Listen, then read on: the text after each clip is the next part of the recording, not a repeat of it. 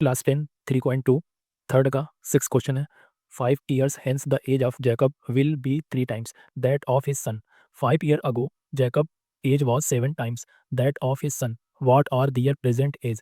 Question कहने का मतलब है कि जैकब का जो एज है 5 साल बाद उसके सन वाले एज का 3 गुना हो जाएगा, तब हमारे जैकब का एज निकल आएगा। फिर यहाँ कहने का मतलब है 5 year एगो, 5 साल पहले जो जैकब का एज था उसके सन वाले एज से 7 टाइम ज़्यादा था। कहने का मतलब है कि अगर बेटे की उम्र 10 साल है तो जैकब की उम्र 3 गुना हो जाएगी। अगर 10 साल बेटे की है तो जैकब की उम्र 10 × 3 मतलब 30 ईयर जैकब की हो जाएगी। एक तरह से और समझ सकते हैं कि 5 साल बाद अगर मान लीजिए किसी की उम्र 40 साल है तो 5 साल बाद तो क्या हो जाएगी, 45 ईयर हो जाएगी। उसी तरह से बेटे की उम्र मान लीजिए 10 साल है, तो 5 साल बाद उसकी उम्र कितनी हो जाएगी, 15 साल ईयर हो जाएगी।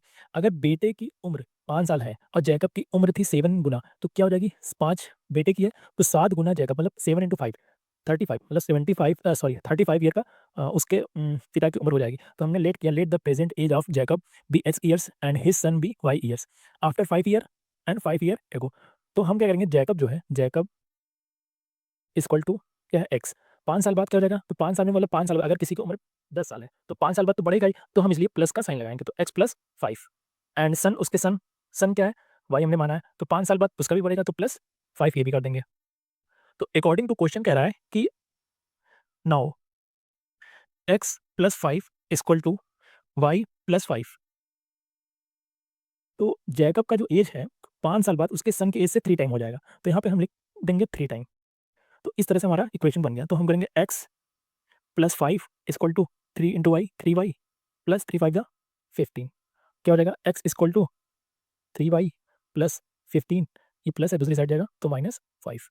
तो x equal to 3y plus 15 plus में और -5 तो हो जाएगा क्या, 10। साइन आ गया हमारा प्लस का।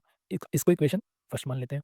इसी तरह 5 ईयर एगो क्या हो जाएगा, तो जैकब जो था, जैकब इक्वल टू, अगर किसी की उम्र 10 साल है तो 5 साल पहले कितनी रही होगी, तो 5 साल रही होगी, तो क्या कर देंगे, माइनस का साइन लगाएंगे, एक्स माइनस 5। इसी तरह उसके सन का भी हो जाएगा, sum equal to y minus 5। Now क्या करेंगे, उसी तरह इक्वेशन बनाएंगे जैसे हमने आफ्टर पाई देखा बनाया था, तो x minus 5 equal to y minus 5। तो कितने गुना था, 7 गुना, तो 7 कर देंगे, 7 इंटू वाई माइनस 5। तो x minus 5 equal to 7y, तो हो जाएगा 7y माइनस 7 5 35, 7 5 35, तो ये हो जाएगा x equal to 7y minus 35, ये माइनस में दूसरी साइड जाएगा तो प्लस 5 हो जाएगा। तो x equal to 7y minus plus minus हो जाएगा, तो बड़े नंबर माइनस का साइन है तो -13। इसको इक्वेशन सेकंड मान लेते हैं। इक्वेशन 1 एंड 2 से, मतलब putting the equation second in one इस दूसरे की वैल्यू इक्वेशन फर्स्ट में पुट करते हैं। इक्वेशन 1 है हमारा x equal to 3y plus 10। तो एक्स क्या है, 7y माइनस 13, तो यहाँ हो जाएगा 7y minus 13 equal to 3y plus 10, 3y plus 10। तो ये हो जाएगा 7y, राइट टर्म को एक साइड लाएंगे, ये प्लस में है, दूसरी साइड जाएगा माइनस 3y इक्वल टू 10 का 10, दूसरी साइड जाएगा -30 प्लस 30। इन दोनों को माइनस करेंगे, 7 माइनस 3 तो हो जाएगा 4y equal to 10 plus 30 40, y equal to 40 upon multiply में, दूसरी साइड जाएगा डिवाइड में, और y इक्वल टू 4 10 40, तो y इक्वल टू 10 आ गया। तो इसी तरह से हम y की वैल्यू को इक्वेशन सेकंड में रखते हैं।